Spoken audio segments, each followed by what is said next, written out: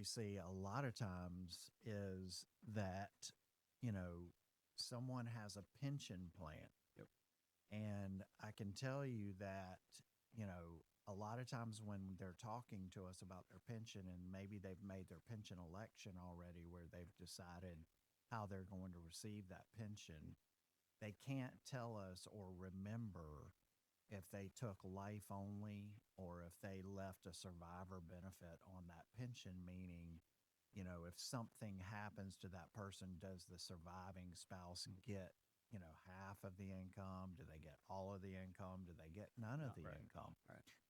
That is an incredibly important thing when it comes to financial planning to understand, you know, does that income continue? Right. And, you know, if you selected the highest amount of income you could receive, but left your spouse, you know, no income if something happens to you off of that pension, then I'm not saying that was the wrong Yeah. decision, but I'm saying it's important to understand that that's the decision you made. And what that may tell us is you have a larger need for like life insurance to Right. leave your survivor, you know, assets or income in a way that can kind of help offset that big pension that you're drawing. Yeah.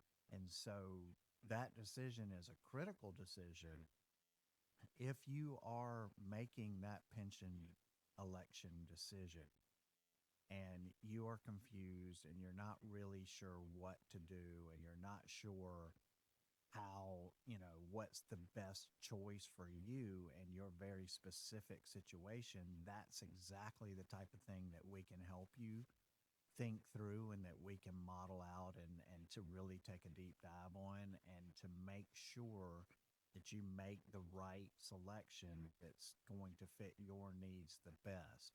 Right. So if you're in that situation and you need some Yeah. help with that, please go to clearpathretirement.com and let us know that that's what you're dealing with, and we will be happy to sit down and have that conversation. Absolutely. And if you're in the situation where you've already made that election, you know, sometimes we see people who have a couple of them and they made the election 10, 15 years ago. It's a small one and they don't know. If you've already made the election on any pensions, make sure, call today and make sure you understand, hey, does my spouse get 50%, 100%, or zero? And whatever it is, it's fine, but we want to plan for that, right? If it's zero, we want to, like you said, there's a need for a survivor benefit in some way. If it's 100%, great. Now we know we've got that covered. So make sure you understand that regardless. Right. And I mean, if we do the plan and we see that they don't need that pension, Yeah. that they can survive off of the larger of the two Social Securities and the assets that you'll be leaving, then at least we know that. And Yeah. at least we have that peace of mind to understand that.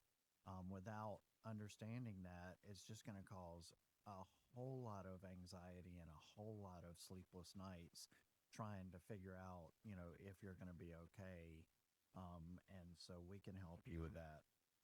You know, if you're newly divorced, right? So let's talk about that for a Yeah. second because, listen, divorce happens. It is very, you know, about half of all marriages end in divorce. Yep. And about 80% of all divorces end why? Money. Money. Yeah. It's all financial. Oh, yeah. It's all tied back to money. Yep. And so, you know, it's critical that you have the financial stuff figured out and that you're on good footing with each other and that you understand, you know, that neither one of you is, you know, held hostage in the marriage because financially it just doesn't make sense for you to be able to leave. Right. But, you know, I can tell you that when you are newly divorced, the temptation is to basically erase your old life, right? So, you know, immediately start making moves like sell the house, move, buy new furniture, start over. You know, all of those things I know. I mean, I've been there. I'm divorced and I understand that. Yeah. That is a very, very strong urge because you feel like those things are going to help you move forward Right. and move on. But it's not always the best financial decision.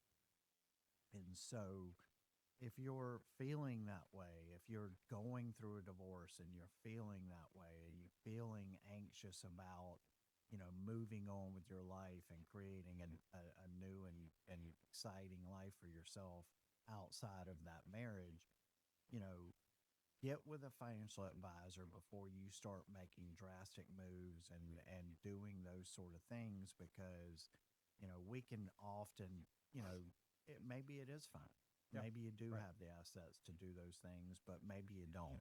Right. And that's the kind of thing that we need to take a look at and really understand. um you know the wrong move can cost you, for the next 20. Yeah. So be careful when you're making drastic moves like that. I understand you're upset. Right.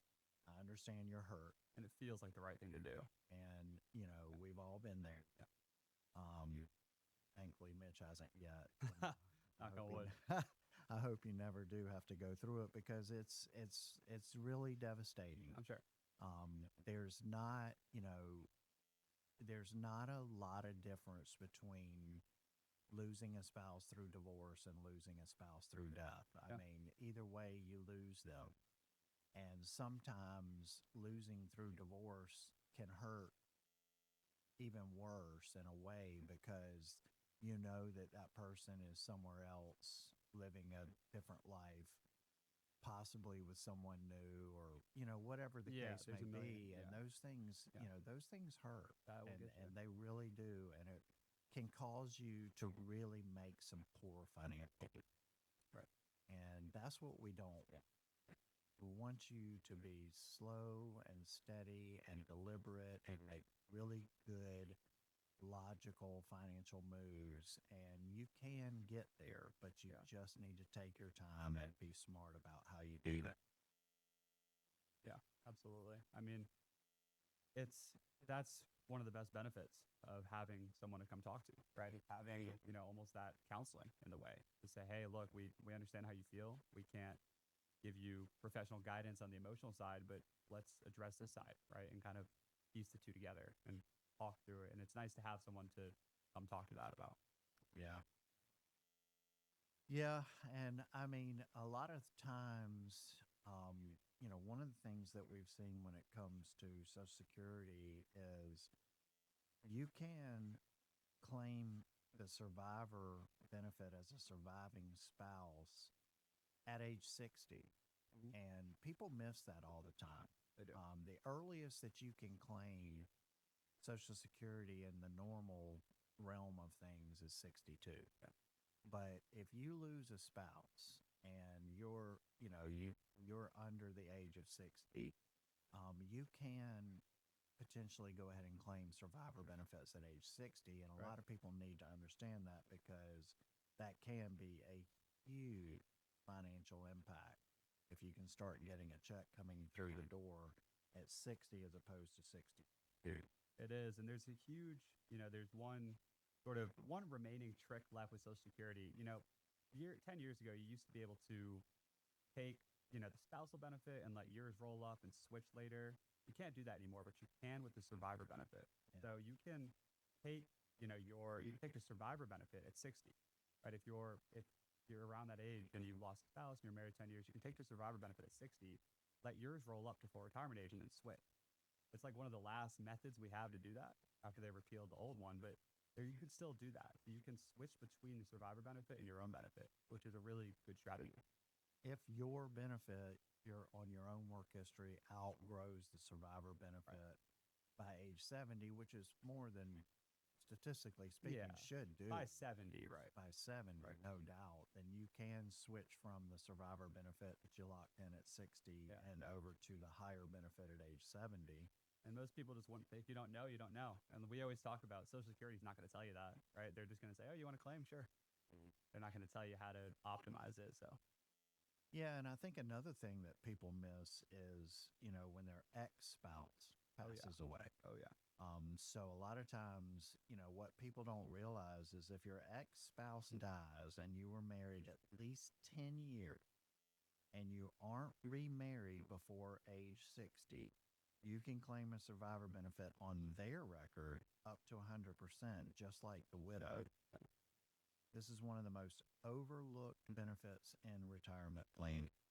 So let me say that again. If your ex spouse passes away and you were married at least 10 years and you aren't remarried prior to age 60, you can claim survivor benefit on their record up to 100%.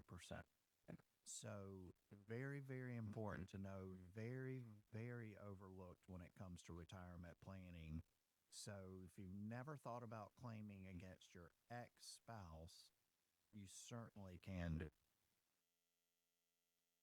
Absolutely. And it's, if there's a couple situations there. If the ex spouse is deceased, you can do that. And if they're still alive, that. And one of the things people misunderstand is if they're alive and you claim that, they don't even have to know. You don't, Right. people are like, I don't want to mess with them, right? People are like, I don't want to call them. I don't want to get my lawyers involved. Like, they don't even get notified.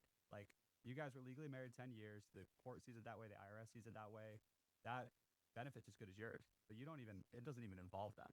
So people don't do it because of that, but it's a big misconception. Yeah. And if you have multiple ex spouses, Yeah.